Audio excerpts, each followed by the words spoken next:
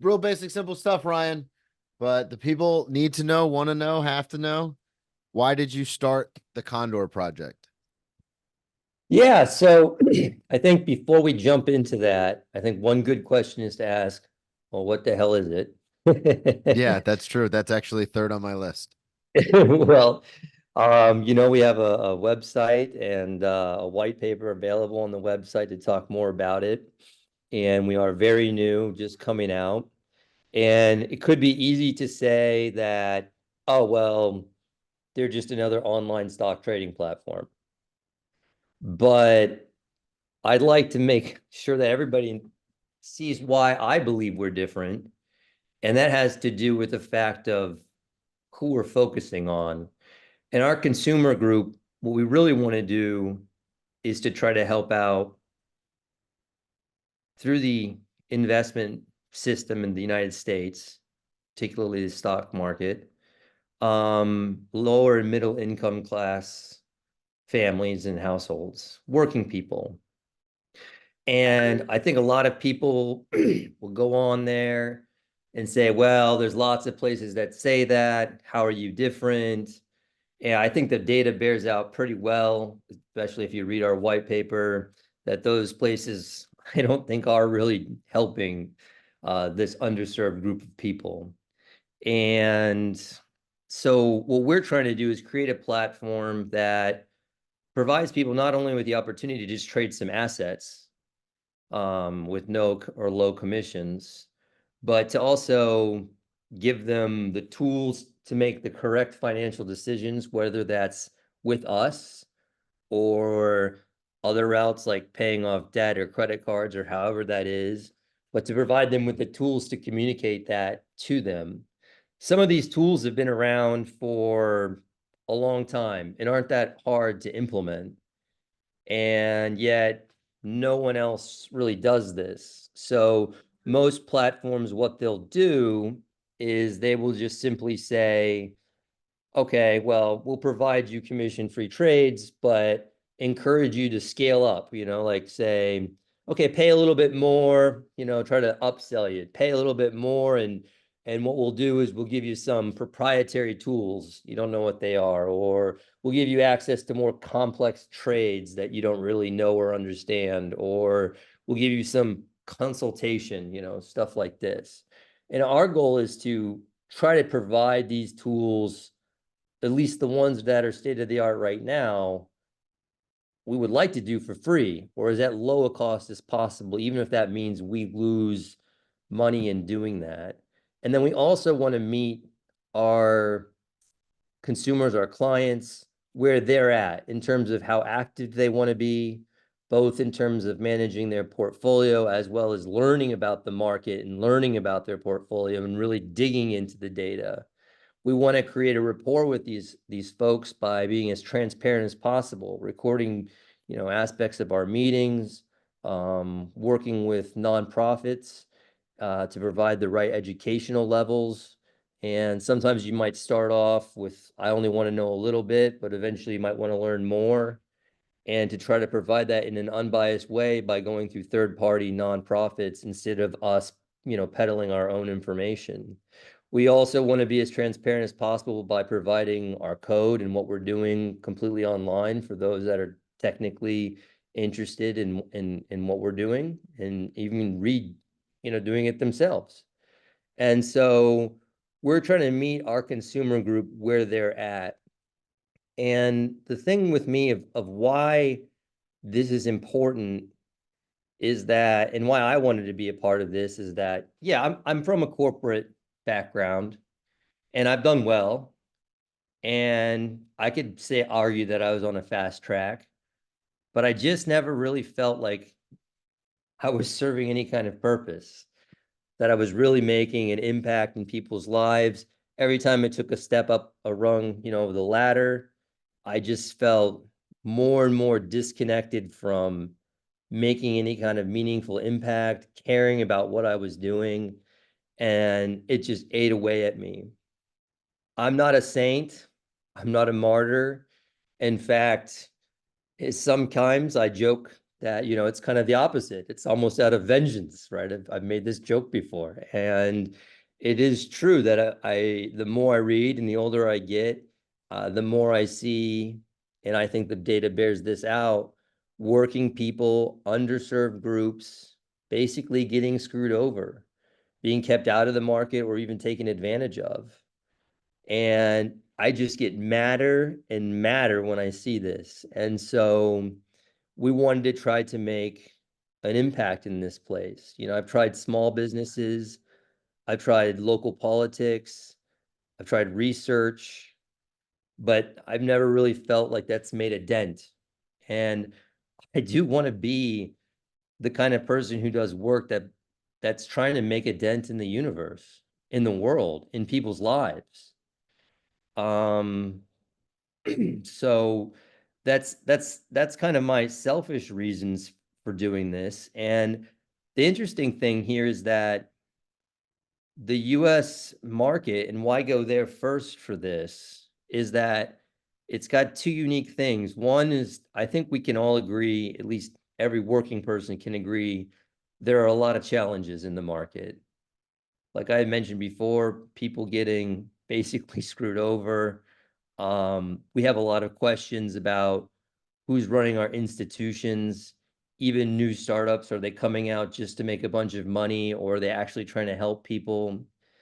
And there are a lot of these challenges there, as well as the fact that most people have no investments. Most people have no savings, no retirement accounts.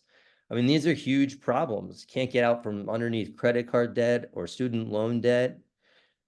But at the same time, the US market also has opportunity, I believe. As cynical as I am, it does also have opportunity. We're a very wealthy country, and we've shown economic growth over and over and over again. And if we go back to the roots of the market and how can we all positively gain on this, I think there is a way for us to all positively gain, but I think that's going to take a big step change, and people are going to have to step up, are going to have to give up on dreams of being on yachts or making millions of dollars or any of this other stuff, and really try to reach out to a group of people that nobody has their back. I, And that's really been my motivation. you said something interesting about your background, and for the people listening, I just, if you could briefly take, because obviously growing up with you, I'm very familiar with it, but could you briefly take the listener or the person watching through kind of your history, how you ended up in this kind of cycle of like being exposed to all these things where you're like, oh no, we have the opportunity for good here, but everyone's just trying to make money. Like I don't understand what's happening, because just take the people watching through kind of your background, how you ended up here from this point, from where you started. Yeah, I mean, early on, I was a researcher, an engineer. That's what I did. I'm good with numbers. That's what I do. I'm good on the computer. I got into biology and life sciences, and I've had my own financial troubles. Um, I've had a lot of friends around me with a lot of financial troubles. And even with my educational background in numbers and Which is what? Be more specific, your educational background. so yeah, I have a PhD in chemical and biomolecular engineering from Cornell, and I have specialties in numerical and computational methods. I also hold specialties in comparative biomolecular medicine, as well as classical statistical mechanics. And so I was really a theory guy. So But numbers, like yeah. I said, I always felt that even really great research institutes with really great advisors that motivated me into this idea of trying to help and give back, or just making it positive impact in people's lives, I just never saw us doing that. And yeah, I eventually took a corporate job again in a research department. I moved up quickly into management, and it turned into just mostly paperwork and just fighting to get people with even within my own company and my own group, the amount of pay I thought that they deserved after all the work that they're doing, and I'm seeing other people doing so little and getting so much more. And so, yeah, my technical background, I don't know if that really explains it a lot. You can Google me. I have plenty of citations for plenty of complicated papers on numerics and things like that. But that's sort of where I started. And like I But said, I also did. Go ahead. no, I was just gonna say it's interesting to me because growing up, nobody thinks to themselves, I'm gonna be a chemical and biomolecular engineer. It's a lot of times like, oh, I want to build bridges, or I want to be an astronaut, or for me, it was like I'm gonna play football. But you have this thing where you, from a young age, as young as I can remember, you were always very good technically with numbers. I remember chemistry, like, classes like that, you were always very good in. So what was the thing when you graduate from Cornell? What is the thing in your head where you go, okay, I'm going to go out and try and change the world? Because I remember you went to France to do a nonprofit for a while and things like that. Was it in your mind when you're at Cornell, when you're at the University of Florida before that, then at Cornell, are you thinking I'm going to make so much money, or are you thinking, oh, I have this gift where I can actually help people? Like, because to be honest with you, if I say, oh, my brother has a doctorate from Cornell, people go, oh, he's obviously like some bigwig exec somewhere. But that was never your motivation. No, and there were several people, influential people in my past that wanted me to do that and kept telling me that that's where I was bound to be and where I should have gone. And I did pick engineering originally. It was a very, unlike a lot of people, it was a that picked their undergraduate degree. It was very well thought out.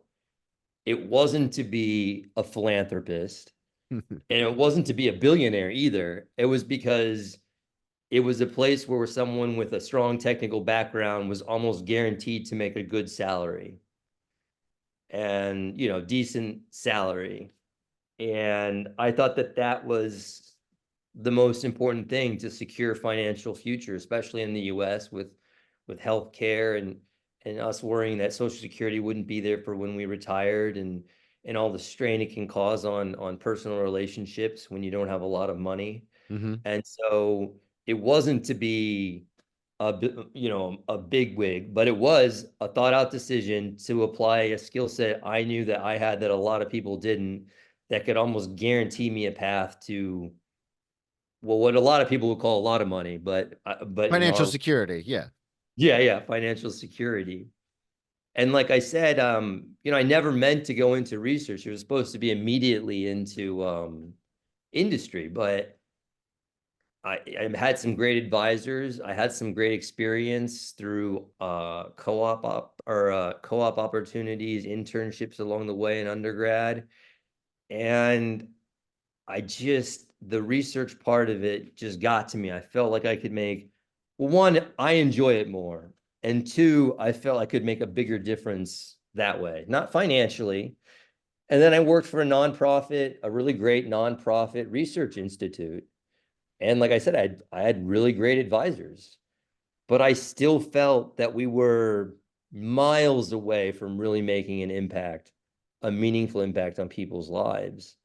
And so then I went through another phase again. I was like, okay, screw this. Let's just go make some money. Let's go back to the money thing, right? Yeah. And that's when I joined, larger corporations. I realized I was really good at playing corporate politics. And I realized, I try to move up the ladder that way. And like I said, every year it just got, the more I read about things, the more I met people. We even did projects with underserved communities, but every time we came up with ideas, they weren't profitable enough. Even if they were making, able to make millions of dollars off of them, it wasn't enough for them. And just got to a point where I didn't even want to go to work anymore. Yeah. And, and we also had a small local business, and people that would say, oh, we support local, didn't actually support local. They supported McDonald's or other big companies because they're selling cheap stuff. Mm-hmm. And local politics, people that said that they wanted other people to help the community, I was there all the time, but then some people walk through the door and they just say, "Oh, we're going to lower your taxes," and they get elected in. And even though I had put in hundreds and hundreds of hours to try to, help the community out, get firefighter money, educational money, put together a small business fund, this kind of stuff. And it, at one point I created this small business fund. And when our business was in trouble, people said, well, you should use the money from that fund. And I was like, there is no way I am going to do that. I didn't spend a year promoting that and suffering through everything for me to then walk in and take part of the money. I mean, people didn't even register to people like to not take that money. It Yeah. just didn't even register to them. And the more I read about this and the more engaged in politics I was, and I could never, I'm kind of a liberal, but I could never join the Democratic Party because it was always just about getting voted in, and it's always worried about the next vote, and issues take a backseat ride. But in the financial world, I mean, it's dollars. Hmm. I mean, that's what the bottom line really is. So I So wanted I don't know to, if that answers your question, but no, it absolutely does. But that's the thing, because we kind of touched on it before with what Condor is and then why you started it. You kind of mentioned, but I want to know the reason. What happened in your head? Because you had mentioned all this stuff. You have no background in finance traditionally. yeah, that's true. That's And true. so why is it when all the dust settled, and you've explained it pretty succinctly and eloquently, but when all the dust settled, how did you find this out of all the different avenues to make an impact, out of all the different things, and in your words, to create vengeance against this big business and big corporations and big politics, because that's all it is now. No one cares about the little guy anymore at Yeah. all. How Yeah. did you come to this conclusion of, oh, it's financial, it's finance? Yeah, and I try to touch on that by the challenges and yet opportunities in the U.S. market, at least, and they're becoming similar in the European markets. But the thing of the matter is what another reason I joined engineering is because it allowed you to learn how to solve problems technically.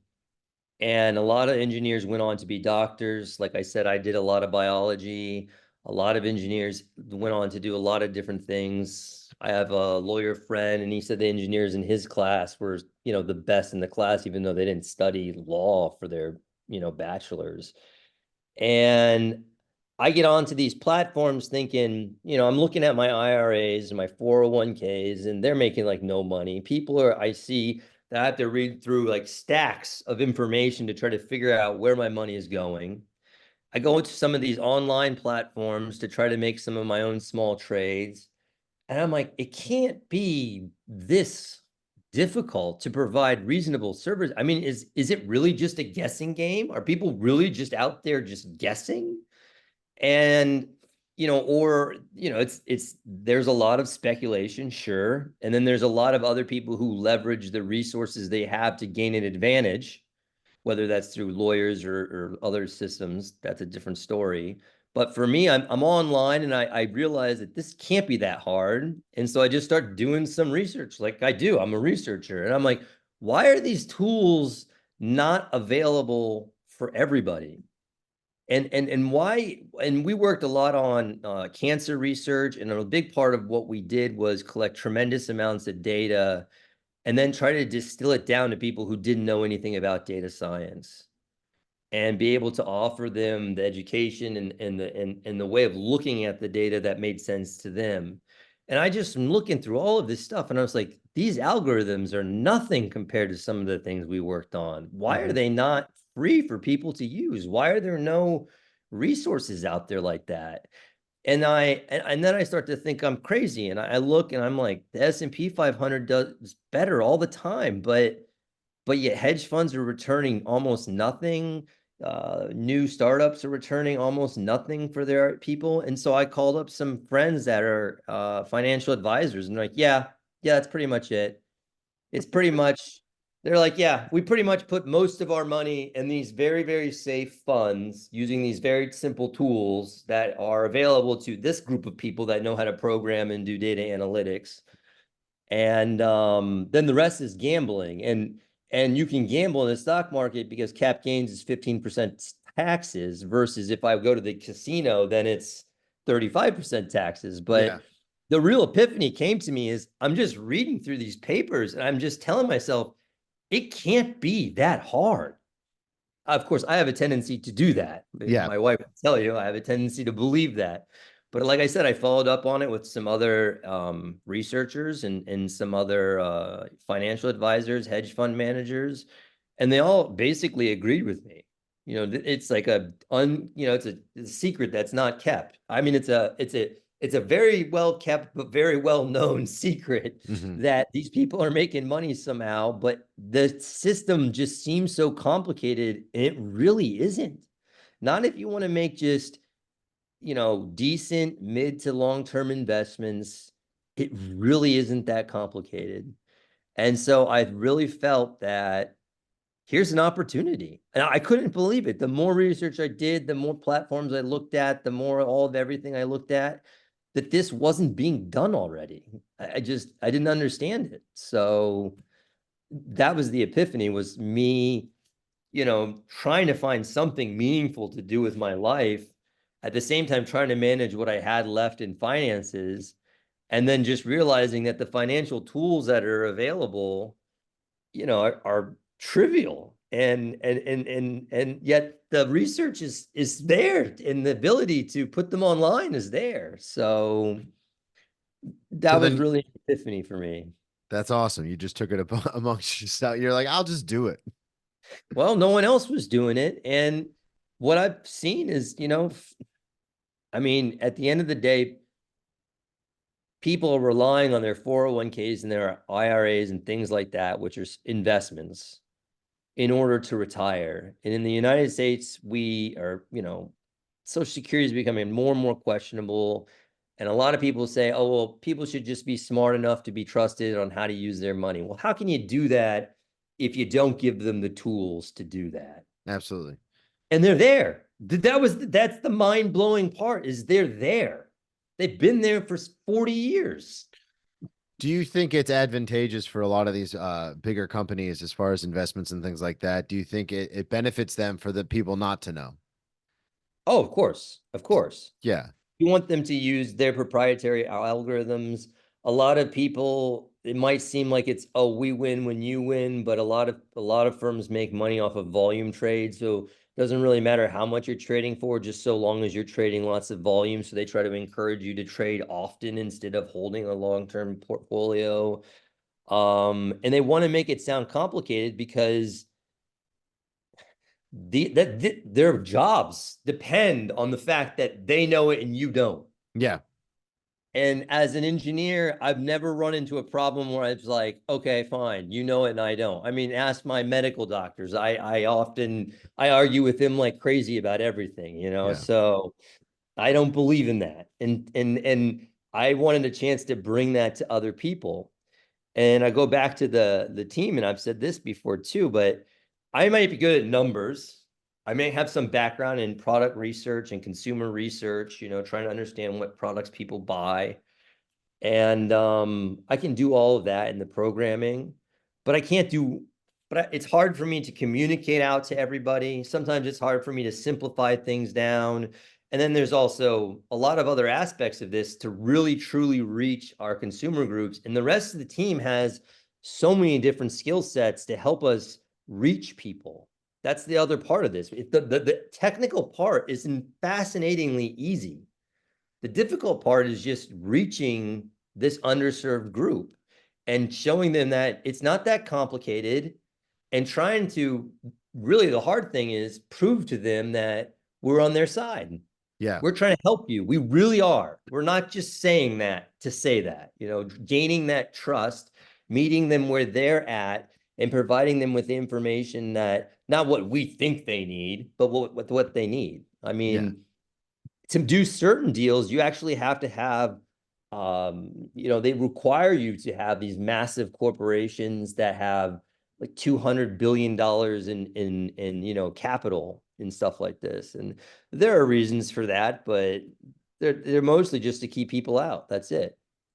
And it's to keep dumb people out. But if anyone's looked in my lifetime, I don't know that the people running the market right now are been all that smart. So Well, and and to your point about it being the basically the worst kept secret, they Hollywood has made references to it. There's literally a movie called Dumb Money.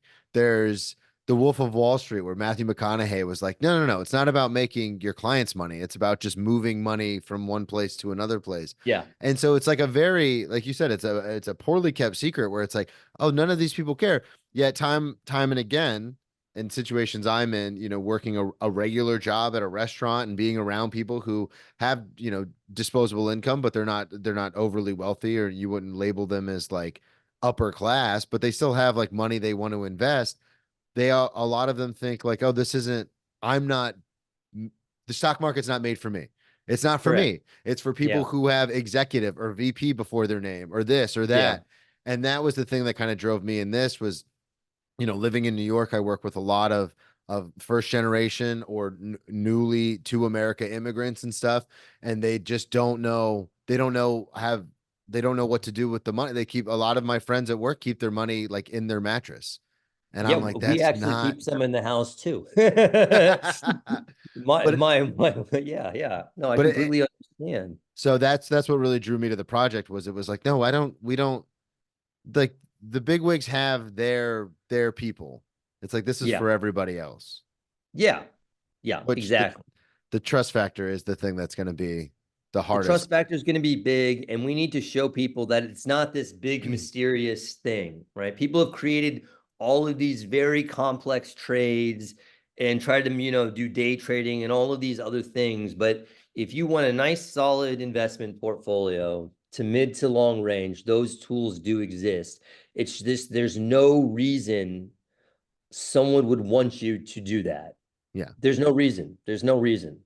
And the funny thing is that, you watch these movies and they seem kind of silly, or like one of my favorites is The Big Short, to be quite honest. Yeah, mine too. And you can actually watch who it's based around, and he's very convincing too, but in real life.